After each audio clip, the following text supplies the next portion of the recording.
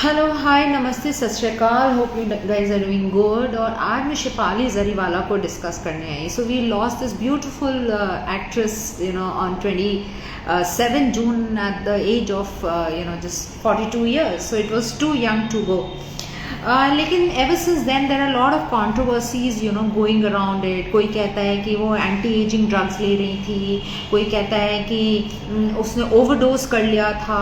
लेकिन मेरा आप सबको, फिर आप लोग सब कंफ्यूज हो जाएंगे, लेकिन मैं सोचा कि आपको आज ये सब बातें ज़रूर एक क्लैरिफाई करूं और एक क्लैरिटी दूं कि जितनी भी एंटी एजिंग ड्रग्स सप्लीमेंट्स जो होते हैं, इससे सिर्फ एंटीऑक्सीडेंट्स होते हैं।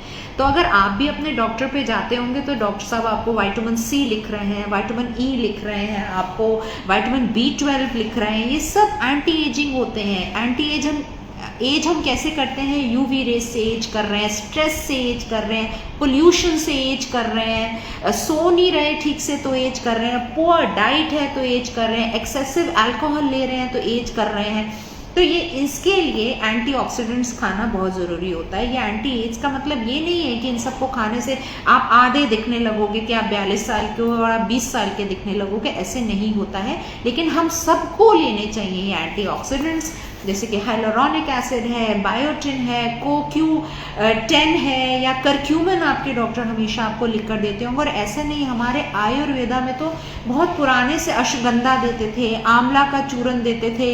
ये सब एंटी एजिंग ही होते थे और ये सब एंटीऑक्सीडेंट्स ही होते थे। तो इसको खाने से अगर मैं कहूँ कि शिफाली की का जाना हो गया अनटाइमली, तो मैं इस बात को बिल्कुल मानने को तैयार नहीं हूँ। लेकिन हाँ, इतना ज़रूर जो मेरा पर्सनल टेक है, लुकिंग एट एवरीथिंग, जो मेरा पर्सनल टेक है वो ये है कि it was a very humid day in Mumbai.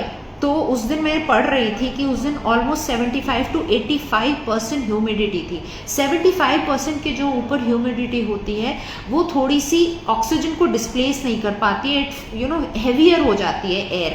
तो may be she went for a stroll. और आजकल मैंने देखा ये एक्ट्रेसेस बहुत बॉडी फिटिंग कपड़े पहनते हैं, जबकि इस वेदर में लाइट खुले खुले कॉटन के कपड़े पहनने चाहिए।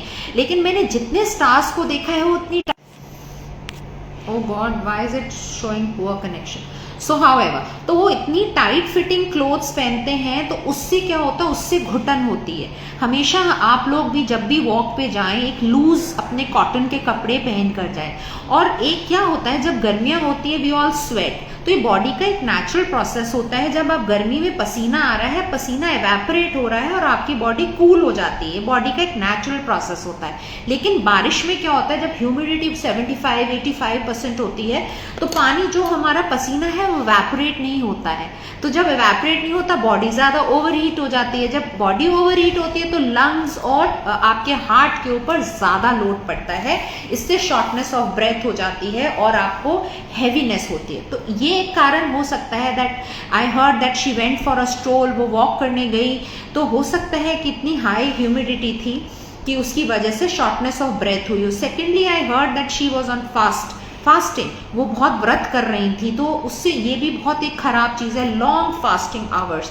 जबकि मैं नहीं मानती कि उसकी पुअर डाइट होगी, because her husband herself is a trainer, he has very good, I saw he is a body builder supposedly.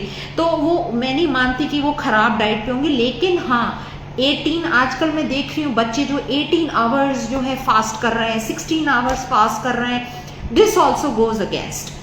तो जब भी ये वेदर ऐसे कि हर वेदर जो होता है कुछ कुछ बोल के जाता है। अगर ये मौसम बारिशों का है, प्लीज़ बाहर वॉक करने नहीं जाएं, AC में एक्सरसाइज कर लें, अंदर कुछ योग अभ्यास कर लें। ऐसा नहीं है कि वॉक पे जा रहे हैं, टाइट कपड़े पहन के साइकिलिंग कर रहे हैं तो करे जा रहे हैं, बाहर साइकिल चलाने जा रहे हैं, ऐसा नहीं करना है। इस समय बारिश का मौसम है, ह्यूमिडिटी बहुत है, प्लीज़ अपने घरों में रहिए, AC में वर्कआउट करिए, क्योंकि इसके अंदर जो अब इस समय जो हवा है, इसमें बहुत वाटर वेपर है। और जब वाटर वेपर बहुत ज़्यादा होता है तो वो जैसा मैंने आपको कहा, I'm sorry for the poor connection. So however, तो अपने घरों में रहिए, ढीले ढीले कपड़े पहनिए, बहुत ज़्यादा इस टाइम एक्सरसाइज नहीं करनी है तो एयर कंडीशनर में करनी है, और थोड़ी सी बातों का ध्यान रखिए और अपना ख्याल रखिए। और फिर सनातन धर्म में तो कहा गया है जिसकी मौत जब आनी है वो निश्चित है, पैदा होने का समय और जाने का समय निश्चित होता है। फिर बहुत लोगों ने लिखा कि ये सब तो निश्चित ही है, लेकिन हर अनटाइमली डेथ एक लेसन देकर जाती है, हमें एक सीख दे के जाती है, जिस पे हमें पॉन्डर करना चाहिए कि अगर ये ऐसा हुआ, वो हमें सिखा कर गई है कि हमें थोड़ा सा केयरफुल रहना है, हमें थोड़ी सी ईटिंग हैबिट्स अपनी अच्छी रखनी है, अपनी सेहत का ख्याल रखना है।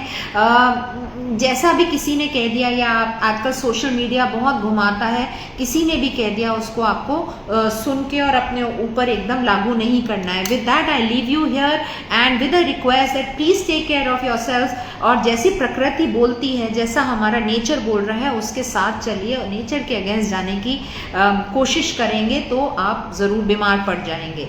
So wishing you great health, and आगे और बारिशें होने वाली है, प्लीज़ इन चीज़ों का ख्याल रखिए। So this was my little take on Shefali Zariwala's death, and I'm so sorry about it, and wish you all a very happy Doctor's Day.